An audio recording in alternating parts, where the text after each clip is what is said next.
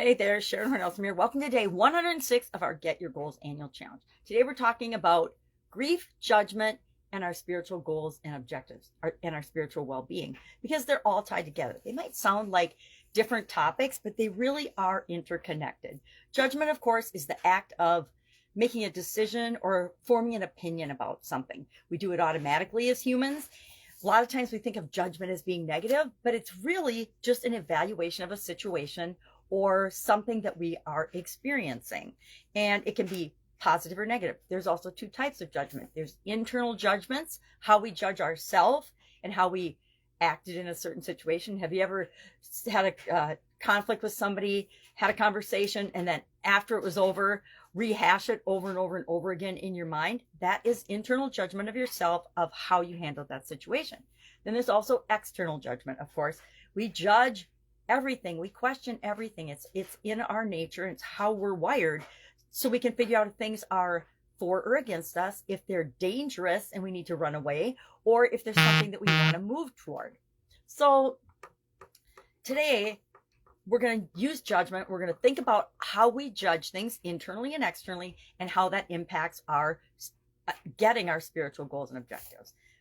Now, grief, probably should have done one of these a day, but we're running out of days, of course, and I wanted to talk about them both, and I wanted to make sure we covered them throughout this challenge. So grief, of course, it's the emotion associated with loss.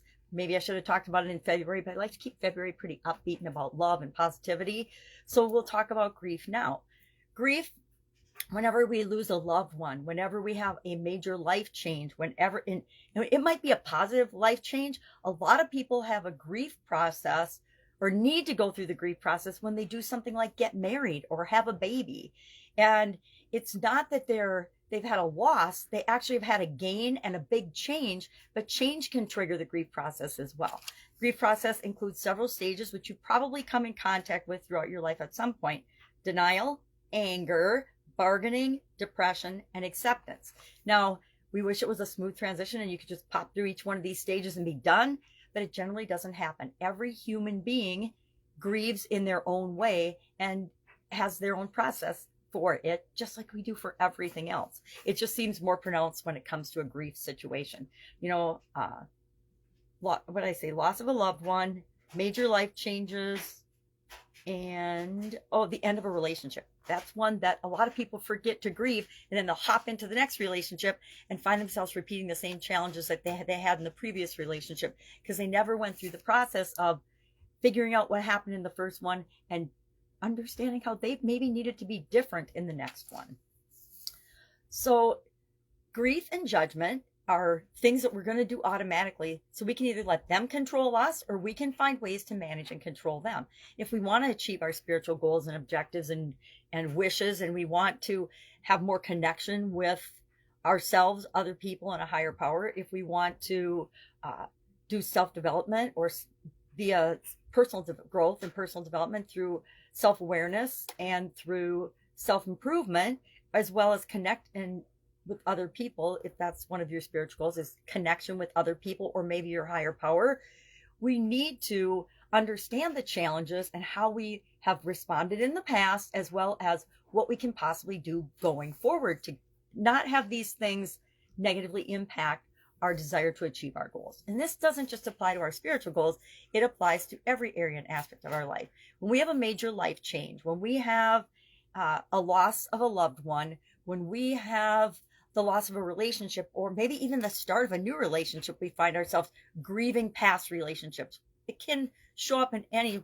form in each and every one of our lives, and it shows up differently for each of us. And that's why one of the best things we can do is become more self-aware, understand what things impact us, how they impact us, and then what we can do about them. A lot of times when we're in a negative situation, we get into this, we put ourselves in this little box, and we get smaller and smaller and smaller, and we believe that there's nothing we can do about anything, and we feel like we're just stuck in a situation. But the truth is, we always have tons of options. We just have to bust out of that and remind ourselves, this is how I feel right now, but this isn't forever, and this isn't how it has to be. This is how it was in the past, and the past things led up to this. I don't like this. Let's do something different. So what are some of the ways that we can do this? We've talked about this a lot this month. We can meditate. We can become more mindful. We can seek spiritual guidance. And that can be in the form of a coach, a teacher, reading things about people that have been through situations that we're going through. It can be by helping others and volunteering. One of the best ways to get outside of your own problems and challenges is to get outside yourself and help other people. Help people that are having challenges. Because guess what? Most of us human beings at some time or other, usually all the time, are having a challenge of some type. And so we can always help. Maybe it's just listening and lending an ear and loving people. Maybe that's all they need. So what's our action item today? We're going to do something different today, and we are going to actually think about the past. We're going to think about a situation in the past where we had what we consider a loss. Loss of a loved one, loss of a pet, right? Pets are loved ones.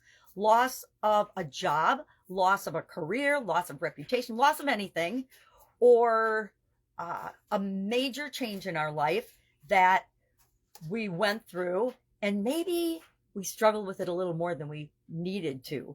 And then we're gonna think about that. We're gonna realize it as we go about our day, and ask ourselves, and then share in the comments below what going forward is one thing you could do, one thing you'll commit to do that will help you through these life challenges and changes more efficiently and more effectively, and with less struggle and less challenge. Because a lot of times if we're feeling challenged or struggle, it's really our emotions that we're not dealing with that are getting in the way.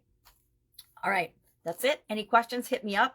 I find these fascinating subjects because when I was younger, I was judgmental all the time, because we all are as humans, but I didn't understand that I was being judgmental and opinionated and obstinate and stubborn sometimes.